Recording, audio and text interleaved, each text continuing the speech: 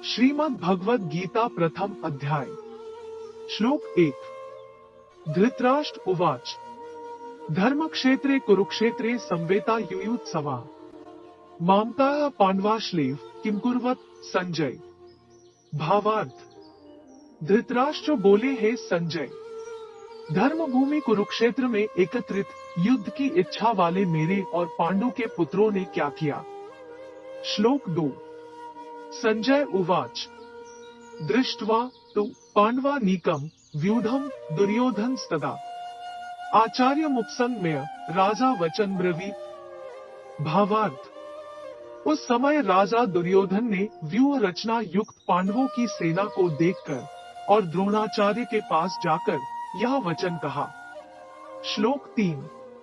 पश्यताम पांडु पुत्राणाम आचार्य महतीम चमूम व्यूढ़ाम द्रुपद पुत्रेन तप शिष्येन धीमता। भावार्थ। हे आचार्य, आपके बुद्धिमान शिष्य द्रुपद पुत्र धृष्टुम्न द्वारा व्यूहाकार खड़ी की हुई पांडु पुत्रों की इस बड़ी भारी सेना को देखिए। श्लोक 4, 5, 6। अत्र शूरा महेश्वासा भीमार्जुन समा युधि युयुधानो विराटश्च द्रुपदश्च महारथ धृष्टकेतुश्चकितानः काशिराजश्च वीर्यवान पुरुजित कुंती भोजश्च शैब्यश्च नरपुमवा युधामन्युश्च विक्रांत उत्तमौजाश्च वीर्यवान सौभद्रो द्रौपदेयाश्च सर्व एव महारथाया। भावार्थ। इस सेना में बड़े बड़े धनुष वाले तथा युद्ध में भीम और अर्जुन के समान शूरवीर सात्यकी और विराट तथा महारथी राजा द्रुपद, धृष्टकेतु और चेकितान तथा बलवान काशिराज, पुरुजित, कुंतीभोज और मनुष्यों में श्रेष्ठ शैब्य, पराक्रमी युधामन्यु तथा बलवान उत्तमौजा, सुभद्रा पुत्र अभिमन्यु एवं द्रौपदी के पांचों पुत्र ये सभी महारथी हैं। श्लोक 7। अस्माकं तु विशिष्टा ये तान्नी बोध द्विजोत्तम नायका मम सैन्यस्य संज्ञार्थम ताम्रवीमी ते। भावार्थ। हे ब्राह्मण श्रेष्ठ, अपने पक्ष में भी जो प्रधान है उनको आप समझ लीजिए। आपकी जानकारी के लिए मेरी सेना के जो जो सेनापति हैं उनको बतलाता हूँ। श्लोक 8। भवान भीष्मश्च कर्णश्च कृपश्च समिति जय अश्वत्थामा विकर्णश्च सौमदत्तिस्तथैव च। भावार्थ। आप द्रोणाचार्य और पितामह भीष्म तथा कर्ण और संग्राम विजय कृपाचार्य तथा वैसे ही अश्वत्थामा, विकर्ण और सोमदत्त का पुत्र भूरिश्रवा। श्लोक 9। अन्ये च बहवः शूरा मदर्थे त्यक्त जीविता नाना शस्त्र प्रहरणा सर्वे युद्ध विशारदा। भावार्थ।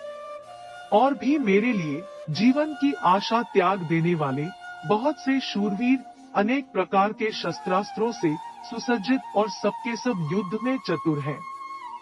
श्लोक 10। अपर्याप्तम तदस्माकं बलम भीष्माभिरक्षितम पर्याप्तम त्विद्मेतेषां बलम भीमाभिरक्षितम। भावार्थ। भीष्म पितामह द्वारा रक्षित हमारी वह सेना सब प्रकार से अजेय है और भीम द्वारा रक्षित इन लोगों की यह सेना जीतने में सुगम है। श्लोक 11। अयनेषु च सर्वेषु यथा भागम वस्थिता भीष्ममेवाभिरक्षन्तु भवन्तः सर्व एव हि। भावार्थ। इसलिए सब मोर्चों पर अपनी अपनी जगह स्थित रहते हुए आप लोग सभी निसंदेह भीष्म पितामह की ही सब ओर से रक्षा करें। श्लोक 12। तस्य संजनय नार्षं कुरु वृद्ध पितामह सिंहनादम विनद्योच्चय शंखम दध्मो प्रतापवान। भावार्थ। उस दुर्योधन के हृदय में हर्ष उत्पन्न करते हुए कौरवों में वृद्ध प्रभावशाली पितामह भीष्म ने सिंह के समान गरजकर जोर से शंख बजाया। श्लोक 13।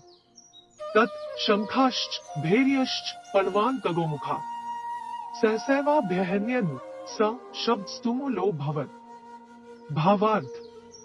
इसके पश्चात शंख और नगारे तथा ढोल, मृदंग और नरसिंहे आदि बाजे एक साथ ही बज उठे। उनका वह शब्द बड़ा भयंकर हुआ। श्लोक 14।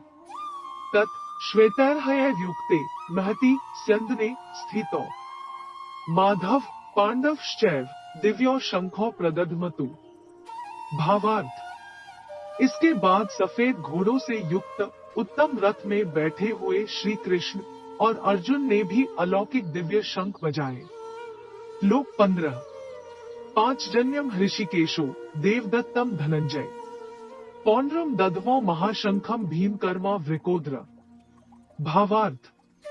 श्री कृष्ण ने पांचजन्य नामक, अर्जुन ने देवदत्त नामक और भयानक कर्म करने वाले भीमसेन ने पौंड्र नामक महाशंख बजाया। श्लोक 16, 17, 18। अनंत विजम राजा कुंती पुत्रो युधिष्ठिर नकुल सहदेवश्च सुघोषमणि पुष्पको काशिश्च परमेश्वास शिखंडी च महार्थ धृष्टद्युम्नो विराट्श्च सात्यकिश्चा पराजिता द्रुपदो द्रौपदेयाश्च सर्वश पृथिवीप्ते सौभद्रश्च महाबाहु शंखान धू पृथक पृथक। भावार्थ। कुंती पुत्र राजा युधिष्ठिर ने अनंत विजय नामक और नकुल तथा सहदेव ने सुघोष और मणिपुष्पक नामक शंख बजाए। श्रेष्ठ धनुष वाले काशीराज और महारथी शिखंडी एवं धृष्टद्युम्न तथा राजा विराट और अजय सात्यकी राजा द्रुपद एवं द्रौपदी के पांचों पुत्र और बड़ी भुजा वाले सुभद्रा पुत्र अभिमन्यु, इन सभी ने हे राजन सब ओर से अलग अलग शंख बजाए। श्लोक 19। स घोषो धार्तराष्ट्राणाम त्रिद्यानि व्यदारेत नभश्च पृथिवी चैव तुमुलो नुनादयन। भावार्थ। और उस भयानक ध्वनि ने आकाश और पृथ्वी को भी गुंजाते हुए धार्तराष्ट्रों के अर्थात आपके धृतराष्ट्र के पक्षवानों के हृदय विदीर्ण कर दिए। श्लोक 20, 21। अथ व्यवस्थितान् दृष्ट्वा धार्तराष्ट्रान् कपिध्वज प्रवृत्ते शस्त्र संपाते धनुरुद्यम्य पांडवा। अर्जुन उवाच ऋषिकेश तदा वाक्य मिद्मा महीते सैन्योरुभयोर्मध्ये रथं स्थाप्य मेचु। भावार्थ। हे राजन, इसके बाद कपिध्वज हनुमान जी का चिन्ह जिनके रथ की ध्वजा पर है, अर्जुन ने मोर्चा बांधकर डटे हुए धृतराष्ट्र संबंधियों को देखकर उस शस्त्र चलने की तैयारी के समय गांडीव उठाकर ऋषिकेश श्री कृष्ण से यह कहा, हे अच्युत, मेरे रथ को दोनों सेनाओं के बीच में खड़ा कीजिए। श्लोक 22। यावदेता निरीक्षेहम योद्धुका मानवस्थितान् कैर्मया सह योद्ध व्यमस्मिन् रण समुद्यमे। भावार्थ। और जब तक कि मैं युद्ध क्षेत्र में डटे हुए युद्ध के अभिलाषी इन विपक्षी योद्धाओं को भली प्रकार देख लूं कि इस युद्ध रूप व्यापार में मुझे किन किन के साथ युद्ध करना योग्य है, तब तक उसे खड़ा रखिए। श्लोक 23। योत्स्यमानान् वेक्षेहम् य एतेत्र समाक्ताः धार्तराष्ट्रस्य दुर्बुद्धेर्युद्धे प्रियचिकीर्षवा। भावार्थ। दुर्बुद्धि दुर्योधन का युद्ध में हित चाहने वाले जो ये राजा लोग इस सेना में आए हैं, इन युद्ध करने वालों को मैं देखूंगा। श्लोक 24, 25। संजय उवाच एव मुक्तो हृषिकेशो गुडाकेशेन भारत सैन्योरुभयोर्मध्ये स्थापयित्वा रथोत्तम भीष्म द्रोण प्रमुखतः सर्वेषा च महीक्षिताम्। उवाच पार्थ पश्यतान् संवेतान् कुरुनिति। भावार्थ। संजय बोले, हे धृतराष्ट्र, निंद्रा विजय अर्जुन द्वारा कहे अनुसार श्री कृष्ण ने दोनों सेनाओं के बीच में भीष्म और द्रोणाचार्य के सामने तथा संपूर्ण राजाओं के सामने उस श्रेष्ठ रथ को खड़ा कर